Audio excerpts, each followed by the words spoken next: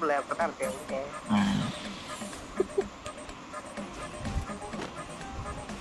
இதெல்லாம் கடைசியில் ஒரு வாட்டி அடிச்சா பார்த்தியா? சீரியஸா சொல்றேன் கைஸ், உங்க கூட வந்து இந்த பேசிட்டே வந்து லைவ் போட்டு வச்சுக்கீங்க, நான் எங்கேயோ போயிருவேன்.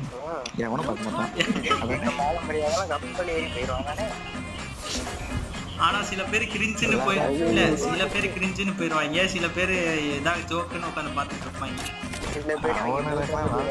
தெரியாது கிரிஞ்சுனா என்ன தெரியுமா? சொல்லுங்க, எனக்கு தெரியாது. வாங்கிடு. இப்ப பண்ணீங்களா? அதான் கிரிஞ்சு.